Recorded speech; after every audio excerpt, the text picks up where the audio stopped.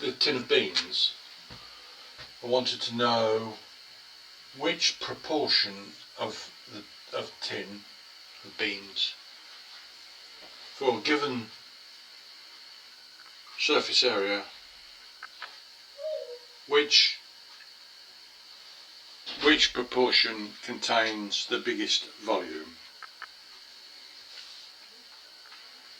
Is it something like this, fat, or is it something longer? Yeah. Oh. Hello. But before I do that, I think it's a good idea to look at a simpler problem, this one. But unfortunately, unlike the tin of beans, where you really can't judge by looking at it which is going to be the one, with this it's rather easy to guess. This is a rectangle, and the question is, what shaped rectangle closes the maximum area?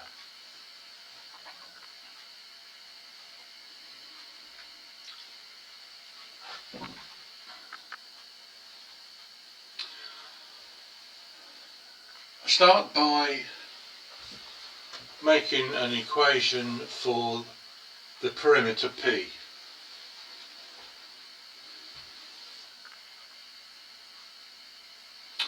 So the perimeter, this is x plus y twice. And the area, another equation for the area A, which is x times y. I then rearrange this one to get y as the subject of the formula. And then we're going to treat these two as simultaneous equations.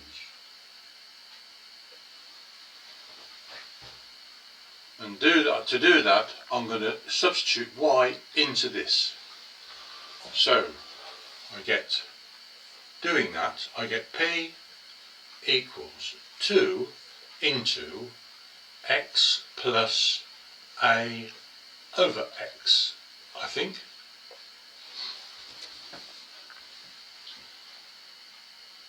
Yeah, I think that's right. And then I want A to be the subject of this formula, and to do that I'm going to divide through by 2. P divided by 2 equals x plus a over x, and then I'm going to divide through by x. No, sorry, multiply through by x. So that gives me px over 2 equals x squared plus a. And rearranging that gives us a equals px over 2 minus a squared.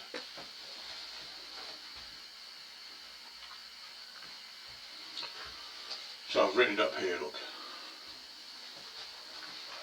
in a box.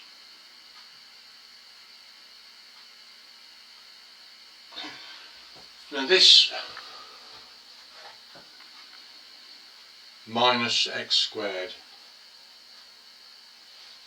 if I plot this as a graph,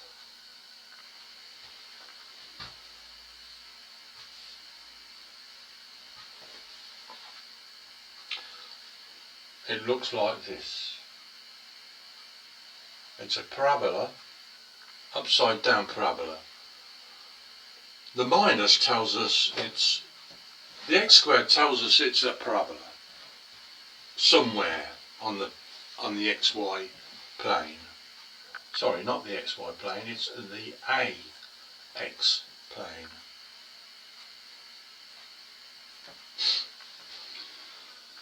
Yeah. because this is area as a function of x. It's area as x varies.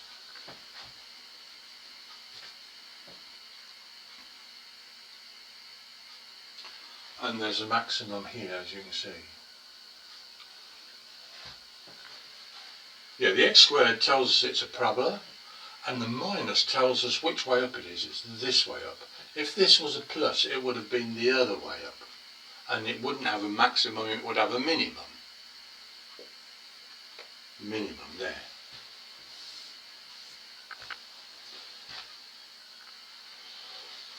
Now, I can see that this is a bit confusing because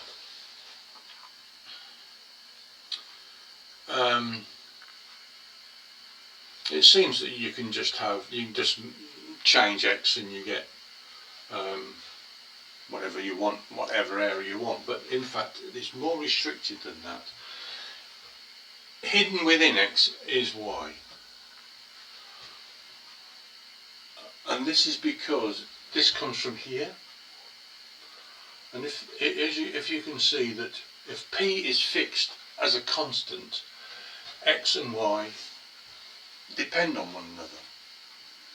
As one goes up, let's come over here. Yeah, as one comes up, the other goes down, and they do this. Up like this. You can't have one. They can't both go up because p stops that. The value, the constant p stops that. So that's within there. So the question is, how do I find this point, this maximum?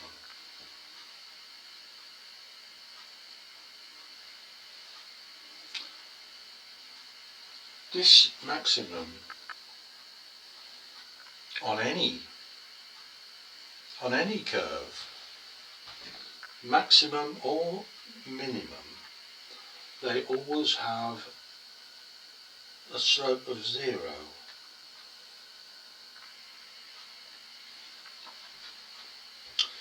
So this has slope 0. We want to know the point. You want the value of x when this is a maximum, isn't it?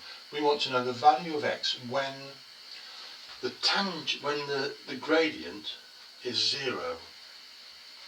That will tell us where the maximum is. And to find the gradient, do you remember that the gradient of, say, this curve, you have a tangent like this, and you have a little triangle of delta y and delta x, and the gradient is defined as delta y divided by delta x. Now this is like a tangent in trigonometry, where you have an angle and the opposite divided by adjacent.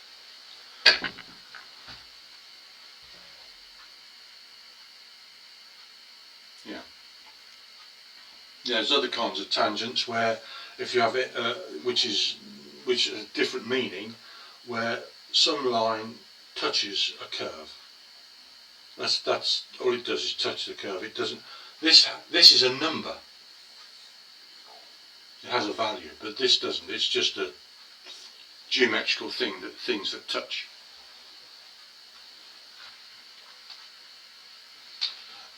And to find this slope, this gradient, is quite interesting, quite amazing. In this case we're not dealing with the y. This is an a, isn't it? This is delta a. So this is delta a because we're talking about a function of a and x. So this is delta a over delta x.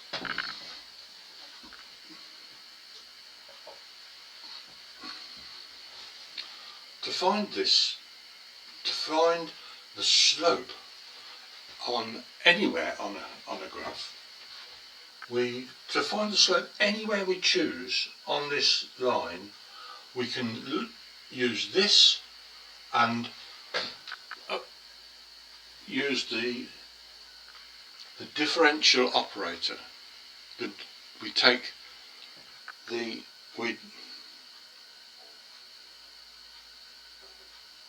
differential operator. Do you remember the differential operator is you probably won't, because I'm not really told you about it much. So, do you remember there were times before we had dy by dx. And this is not a division, by the way. What this really is d by dx applied to, this is a machine, an operator applied to y. So in this case, we want the differential operator of dA by dx, which is equal to d by dx of this thing, p. Now this is very advanced, I accept. This is A-level stuff. You don't have to learn this, it's just a matter of seeing it for now.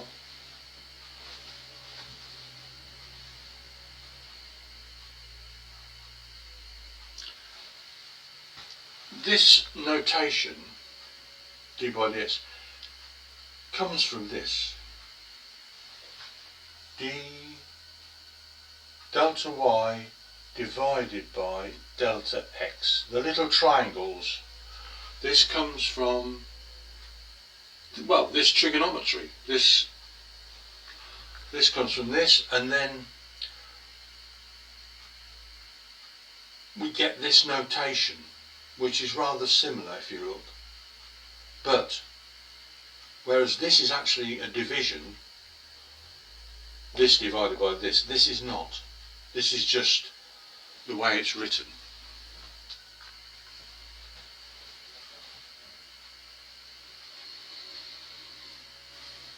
Now,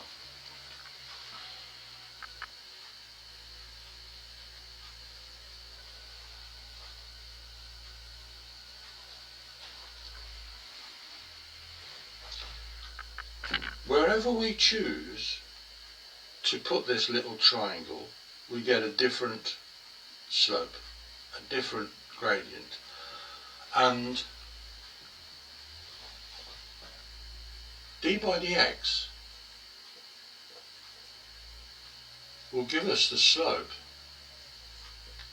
of this for any point we're interested in. Any x. So what we're going to do is we're going to use this operator on A and then say we want the value of x where the slope, where this d by dA of dA by dx is 0. That's what we're going to do. We want the one that's 0. That one that's 0 will be the one where the maximum is. Right. So, how do we apply the d by dx? Okay.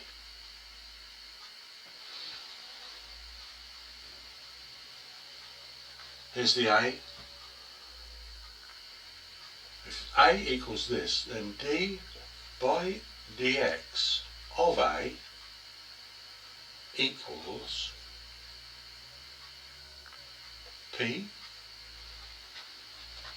divided by 2, that doesn't change.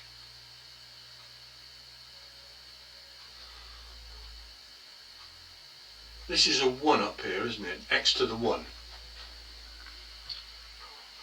The 1 becomes a multiplier,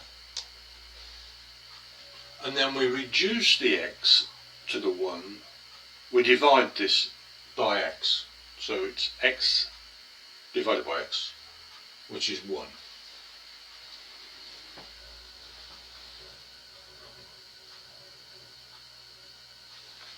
Minus the 2 becomes a multiplier, and we divide this by x, so the 2 becomes a 1.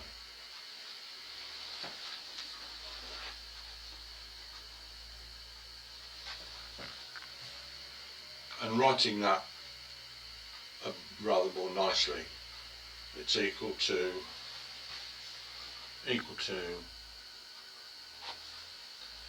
dA by dx equals p over 2 minus 2x. Okay?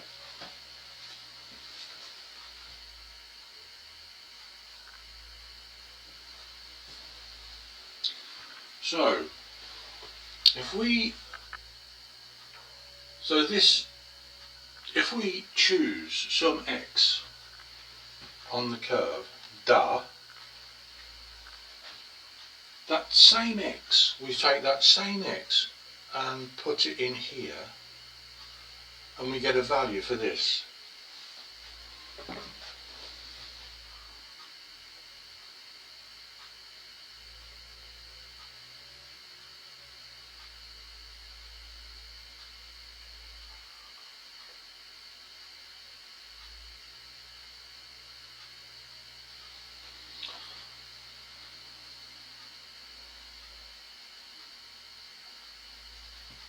And in fact I can see that this is a straight line.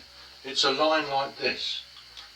The slope is 2x, and it goes through there at p over 2. No, it's not that. The slope is minus, isn't it?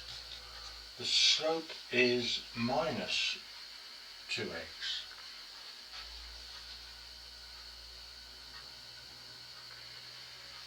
So it's like this somehow.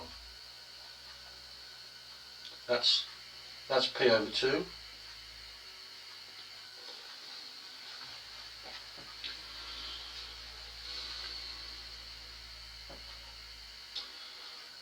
So if we're considering the gradient of this point,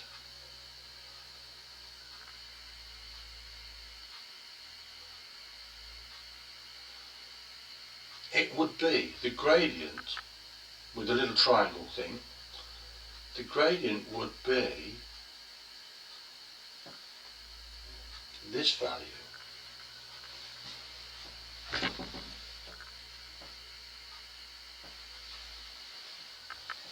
You know what I said? If we for some value of x along here, we put the same value into both these equations. In other words, we can draw a line up here through that point, and where that line crosses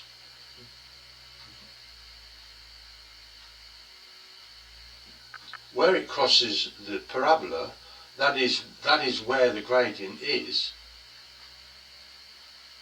and where it crosses the minus 2x, that is the value of the gradient.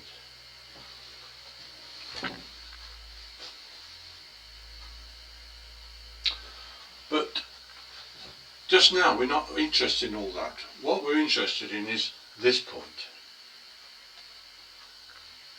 And we know the gradient that we actually want. The gradient we actually want is when this is 0. So 0, so we put that in. 0, we say we want that 0 over minus, yeah, is that right?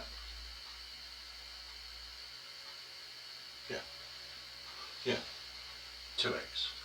That's right, yeah. So 0 equals p over 2 minus 2x. And if we rearrange that, we get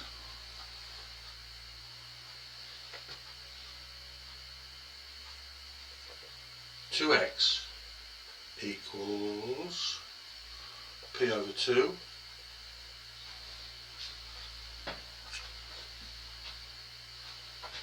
So x equals p over 4, a quarter of the perimeter. And we can go a little bit further than that by looking at this and seeing that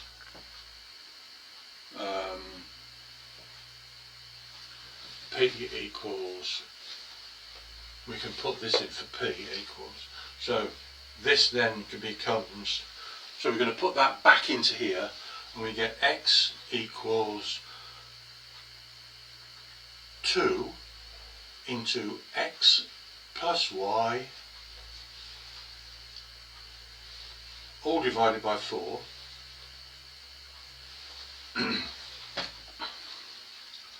So x equals x plus y over 2 .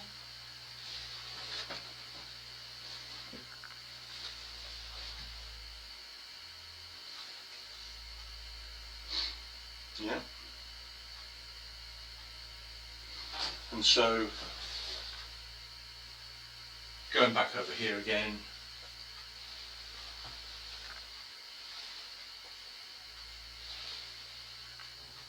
so 2x multiplying through by 2, 2x equals x plus y,